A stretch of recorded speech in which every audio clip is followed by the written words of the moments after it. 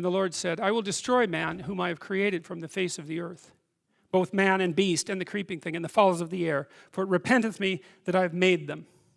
What's the idea? Well, the idea is that the cosmos that God created had become corrupt. And that's a funny thing because, you know, this is the other thing about Genesis that always hits me, is that that's also true. I told you that the Mesopotamians believed that human beings were made out of the blood of Kingu, who was the worst monster that the dragon of chaos could imagine. That's a pretty harsh diagnosis, but the reason the Mesopotamians believed that is because they knew, as did the authors of Genesis, that human beings are the only creatures in the cosmos, let's say, the cosmos of being, who are actually capable of deceit, conscious deceit and malevolence. And the question is, to what degree does the expression of that conscious deceit and malevolence corrupt things so badly that it would be better that they didn't exist at all? Well, you see stories. There's a story associated with this in the Epic of Gilgamesh, associated with the flood, that has exactly the same underlying narrative structure. In fact, some people think the story of Noah was derived from it, where the gods who created repented of their creation and determined that erasing it would be better than allowing it to propagate. And you see the same thing in the Mesopotamian creation myth, the Enuma Elish, because the early gods, so they're representatives of the giants of humanity, I would say, make so much noise and are so careless that the original creator god, Tiamat, and her consort, Tiamat, decides to wipe them from the face of the earth. And so,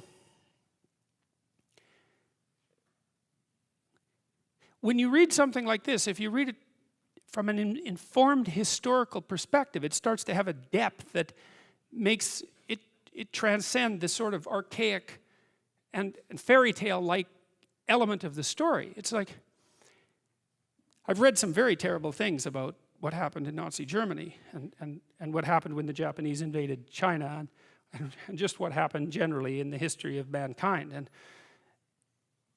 things can get so bad that it takes the imagination of a very bad person to conceptualize them. And when they get that bad, this is the only kind of language that works to describe them. You know, that's another thing that I've discovered working with my clinical clients, is that when their lives are really not going well, you know, when they're close to suicide, or when they're close to homicide, or when there are things going on in the family that are so corrupt and terrible that they reach back generations and they're aimed at nothing but misery and destruction, the only language that suffices has a religious tone. Because there's nothing else that's available to describe what's happening with the proper level of seriousness. And it might be that you've never encountered a situation that required that level of seriousness, but that doesn't mean that those situations don't exist. They exist. You generally do everything you can to avoid being ensconced in them, but they certainly do exist, and the probability that you'll encounter a situation like that or two at some point in your life is extraordinarily high. You'll tangle with someone who's malevolent right to the core, and maybe it'll be you that is, and that'll be a big shock. And then these sorts of things, these sorts of poetic descriptors start to become much more real. But Noah found grace in the eyes of the Lord. These are the generations of Noah. Noah was a just man and perfect in his generations, and Noah walked with God. That's an interesting line, because if you remember back in the story of Adam and Eve, what happens to Adam once he eats the fruit of the tree of the knowledge of good and evil and wakes up, the scales fall from his eyes, becomes self-conscious, develops the knowledge of good and evil, is he won't walk with God when God calls him in the garden. And so Noah is Adam without the fall, essentially. And there's something that Noah's doing right that motivates God to spare him, or maybe to show him a pathway through the emergent chaos, something like that. And that's worth thinking about a lot, because there will be situations in your life where what you face is the emergent chaos. And maybe that'll be some terrible catastrophe inside your family, or maybe it'll be something that's occurring on a much broader social level. But the chaos is coming, And what you're going to want to know, unless you want to be a denizen of the chaos or even a contributor to it, and perhaps that is what you want, because many people under those circumstances choose that. What you want is to know how you build an ark and get through it. That's what you, if you're interested in life, if you're interested in proper being, and you're disinclined to produce any more suffering than necessary, then you want to know how to conduct yourself when the catastrophe comes, so that you have a reasonable possibility of moving through it and starting anew. So when this old story says, well, God's not happy and he's going to wipe everything out, it's like, well, you might want to take that seriously. And then when it says, but there's one person who had a mode of being that protected him from that, that's also something you might want to take seriously, because you might want to know what that mode of being is, because you might need to use it. And so these sorts of things are practical in the deepest possible sense. They're real in the deepest possible sense, and practical in the deepest possible sense. So Noah walked with God. Now I'm going to switch way ahead here, because you know, I said at the beginning of the lecture series that the Bible is a hyperlinked text and everything refers to everything else. And so there's utility in reading it in linear order, but it's not a linear document. It's a document that you can move through in an infinite number of, there's an infinite number of pathways that you can use to walk through it. And all of the document expands upon and refers to all of the rest of the document. And so I'm going to switch to the Sermon on the Mount, which I think is probably the key document in the New Testament. And I'm going to switch to it because I think it's the closest thing we have to a fully articulated description of what it would mean to walk with God so that you're in the ark when the flood comes. It's the most fully articulated realization of that idea that leaps out of the metaphorical. Because if I say, well, you should conduct yourself like Noah and walk with God and build an ark, obviously those are poetic and metaphorical suggestions, and it's not that easy to bring them into practice, right? It's the distance, there's a big distance between you and the archetype. It isn't obvious how to manifest it in your own life, and what has to happen is the archetype has to be differentiated and articulated so that it becomes sufficiently practical and personal so that you can actually implement it. So I'm going to take apart some of the Sermon on the Mount. It starts in Matthew 5, and I'm not going to talk about Matthew 5. I'm going to talk about the end of Matthew 6 and most of Matthew 7. Consider the lilies of the field, how they grow. They toil not, neither do they spin. And yet I say unto you, that even Solomon in all his glory was not arrayed like one of these. Wherefore, if God so clothe the grass of the field, which today is, and tomorrow is cast into the oven, shall he not much more clothe you, O ye of little faith? Therefore take no thought, saying, what shall we eat, or what shall we drink, or wherewithal shall we be clothed? Well, those are famous lines, and that's sort of Christ the hippie, right? It's like, hey, let it all hang out. That's an old phrase. Do your thing, and everything will come to you. And these lines have been interpreted in that manner many times. But that's seriously not the proper interpretation, because there's a kicker with this injunction. And the kicker is this.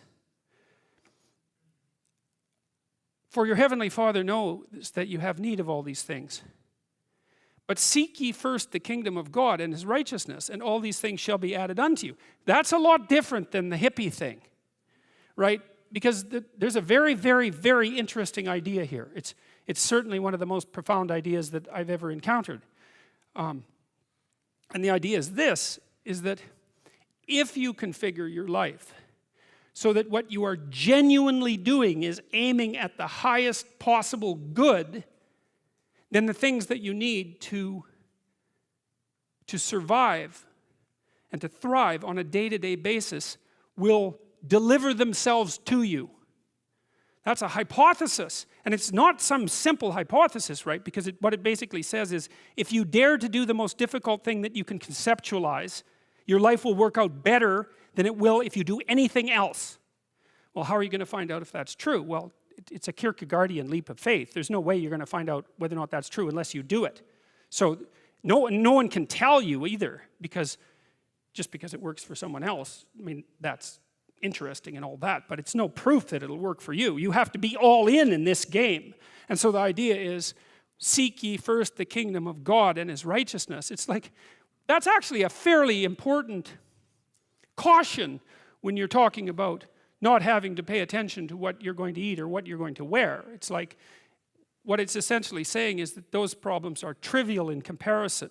And the probability is that if you manifest yourself properly in the world, that those things will come your way is extraordinarily high. And I believe that that's exactly right. I mean, I've watched people operate in the world, and I would say that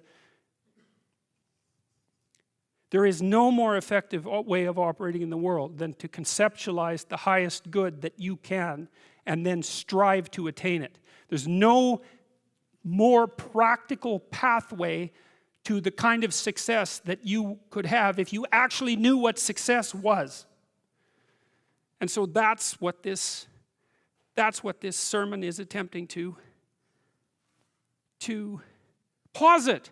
It's like in the story of Pinocchio. You know, what happens at the beginning of the story of Pinocchio is that Geppetto wishes on a star. We talked about that a little bit. And so what Geppetto does is align himself with the metaphorical manifestation of the highest good he can conceptualize, and he makes a commitment, let's say. He aims at the star, and for him the star is the possibility that he can take his creation, a puppet, right, whose strings are being pulled by unseen forces, and have it transform into something that's autonomous and real. Well, that's a hell of an ambition. You know, and we're wise enough to put that in a children's movie, but too foolish to understand what it means. It's such an interesting juxtaposition that we can both know that and not know it at the same time. You can go to the movie, you can watch it, and it makes sense, but that doesn't mean that you can go home and think, well, I know what that meant. Well, people are complicated, right? We exist at different levels, and all the levels don't communicate with one another. But the movie is a hypothesis, and the hypothesis is there's no better pathway to self-realization and the ennoblement of being than to posit the highest good that you can conceive of and commit yourself to it. And then you might also ask yourself, and this is definitely worth asking, is do you really have anything better to do? And if you don't, well, why would you do anything else? Therefore, take no thought for the morrow shall take thought for the things of itself. Sufficient unto the day is the evil thereof. I spent a long time trying to figure out what that meant too, because it's another one of those lines that can easily be read as pro-grasshopper and anti-ant. You know, you remember the old fable of the grasshopper and the ant? Maybe not. I'm not going to tell it, but the ant works and the grasshopper fiddles, and the ant has a pretty good time in the winter and the grasshopper dies. And so this is like a pro-grasshopper line, but it's not, because it says something else. It says that if you orient yourself properly and then pay attention to what you do every day, that works. And I actually think that that's in accordance with what we have come to understand about human perception, because what happens is that the world shifts itself around your aim, because you're a creature that has an aim. You have to have an aim in order to do something. You're an aiming creature. You look at a point and you move towards it. It's built right into you. And so you have an aim. Well, let's say your aim is the highest possible aim. Well, then, so that sets up the world around you. It organizes all of your perceptions. It organizes what you see and you don't see. It organizes your emotions and your motivations. So you organize yourself around that aim, and then what happens is the day manifests itself as a set of challenges and problems, and if you solve them properly, then you stay on the pathway towards that aim, and you can concentrate on the day. And so that way you get to have your cake and eat it too, because you can point into the distance, the far distance, and you can live in the day. And it seems to me that that's That makes every moment of the day supercharged with meaning. That's how, because if everything that you're doing every day is related to the highest possible aim that you can conceptualize, well, that's the very definition of the meaning that would sustain you in your life. Well, and then the issue is, well, back to Noah. Well, all hell's about to break loose and chaos is coming. It's like when that's happening in your life, you might want to be doing something that you regard as truly worthwhile. Because that's what will keep you afloat when everything is flooded. And you don't want to wait until the flood comes to start doing that, because if your ark's half built and you don't know how to captain it, the probability is very high that you'll drown.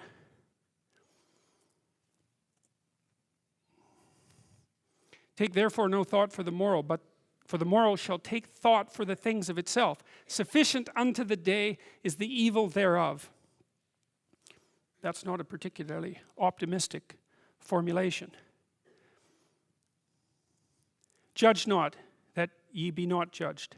For with what judgment you judge, you shall be judged, and with what measure you meet, it shall be measured to you again. It's a sensible description. I wouldn't call it a piece of advice, because I don't think that any of this is advice. It's a description of the structure of reality. That's not the same as advice. And it basically says that you'll be held accountable by the rules of the game that you choose to play. And that, I also think, is perfectly in keeping with what we understand about human psychology. Because you have to play a game that other people will allow you to play, and that will cooperate with you while you're playing, and that will compete with you while you're playing it. But you have a fair bit of flexibility in setting up the parameters of the game, but you don't have any choice about whether or not you're going to be in a game. You're in a game.